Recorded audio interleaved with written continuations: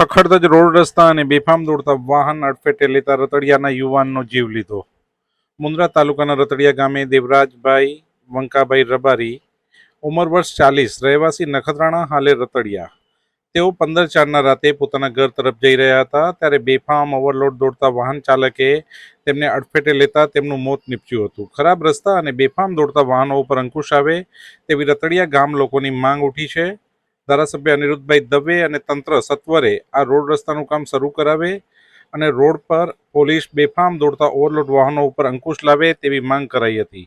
રતડિયા ગામના સામાજિક યુવા અગ્રણી હીરાભાઈ રબારી, અશોકભાઈ રબારી, વિશ્વરાજસિંહ જાડેજા, જયદીપભાઈ ઠુમ્મર, રાજેશભાઈ રબારી, પરેશભાઈ રબારી, દેવ રબારી વગેરે આ ગંભીર ઘટનાને વખોડી હતી.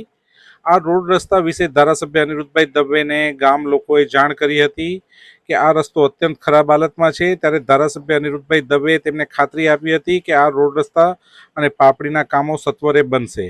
તંત્ર અને સરકાર સત્વરે રોડ રસ્તા અને પાપડીના કામો પ્રારંભ કરે અને બેફામ દોડતા વાહનો ઉપર અંકુશ લાવે તેવી માંગ કરાઈ રહી છે. હું અત્યારે રતડિયા ગામનો રહેવાસી છું અને આ ગામમાં આવી રીતે અમારા એક જમાઈ છે, તે એમનું દુઃખદ અકસ્માત થઈને મૃત્યુ પામ્યા છે.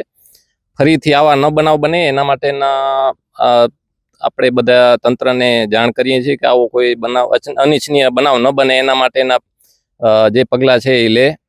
અને આ રસ્તો છે બહુ ખરાબ હાલતમાં છે અત્યારે. આના ખાડા પૂરવા તો ખાસ જરૂર છે. મોટી ગાડીઓ પણ, જે ઓવરલોડ ગાડીઓ પણ અહીંથી બહુ નીકળે છે. તો રાતના સમય જ બનાવ બનેલો છે. મારું નામ હીરાભાઈ છે, હું રતાડી. અમે અગાઉ 8-10 દિવસ પહેલા જ ધારાસભ્ય સાહેબશ્રીને રજૂઆત કરેલી છે અને એમણે હકારાત્મક જવાબ આપ્યો હતો એ વખતે. અને આ પ્રોબ્લેમ તો કેટલા વર્ષોથી છે. અમારા ગામને જે આ ટોલ નાકો છે એને બચાવવા માટેના માણસો અહીંયાથી મોટી ઓવરલોડ ગાડીઓ નીકળે છે, તો એના લીધે રસ્તા બને છે તો પાછા આવા જ થઈ જવાના છે. એટલે ખાસ તો છે ટોલ નાકો જે અહીંયાથી બચાવીને જે ગાડીઓ નીકળે છે એને બંધ કરવા માટેના પ્રયાસો પહેલા કરવા જોઈએ.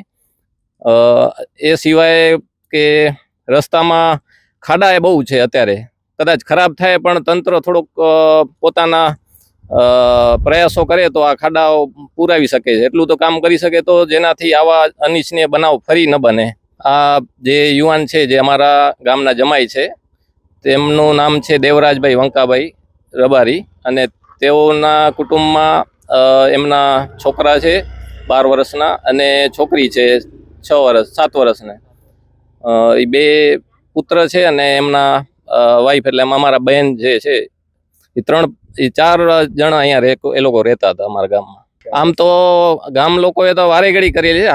હાલમાં જ ત્યાં ધારાસભ્યશ્રીએ આપણે હમણાં પ્રોગ્રામ ત્યાં રાખ્યો હતો તાલુકા પંચાયતમાં, ત્યાં ખાસ રજૂઆત કરેલી. અને બીજો પ્રશ્ન હજી એક બહુ મોટો છે, જે વરસાદના સમયમાં અમારા જે ગામથી પહેલા નદી આવે છે, એ નદીમાં પાણીના વહેણના લીધે ચોમાસામાં અમે 48 કલાક કે 60 કલાક સુધી ગામમાંથી બારે કોઈ નીકળી નથી શકતા. જે પ્રશ્ન પણ બહુ મોટો છે અને એ પ્રશ્નને સોલ્વ કરવો એ ખાસ જરૂરી છે કે આના લીધે ક્યારેક કોઈ બીમાર થાય છે ને, જે ચોમાસામાં અને વરસાદ નદી આવી જાય છે ને, તો બહાર નીકળવું બહુ અઘરું થઈ પડે છે. એવા પ્રશ્નમાં જો કદાચ ડિલિવરી કે એવો પ્રસંગ હોય તો બહુ તકલીફ પડે એવું છે. એટલે ખાસ જરૂર છે આ રોડ ઉપરનું પ્રશ્ન છે તો એ ખાસ કરી આપે. 3 વર્ષથી કે 4 વર્ષથી આગળ થઈ ગયો છે. રસ્તોનો ટાઈમ ઘણો થઈ ગયો.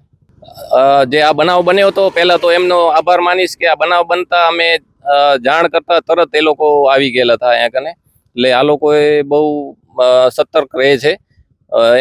એમના એરિયા પ્રમાણે એ લોકોનું કામગીરી પણ સારી છે.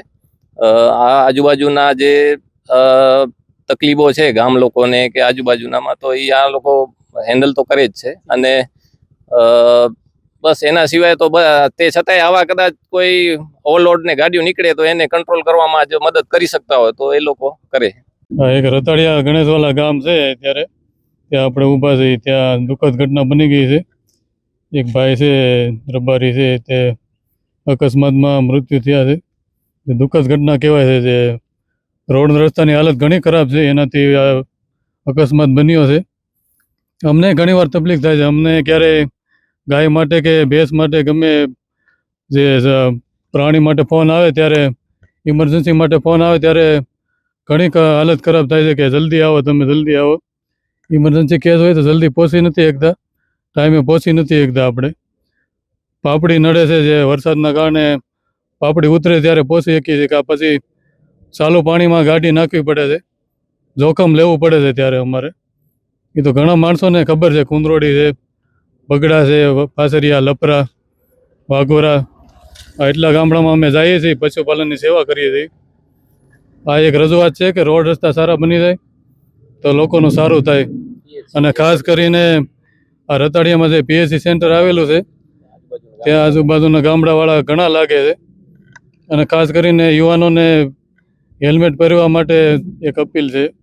વીમો કઢાવવો ખાસ જરૂરી છે. એક LICનો વીમો અને પ્રાઇવેટ વીમો હોય તો પ્રાઇવેટ વીમો, અને વાહનનો વીમો હોય, ઇન્સ્યોરન્સ.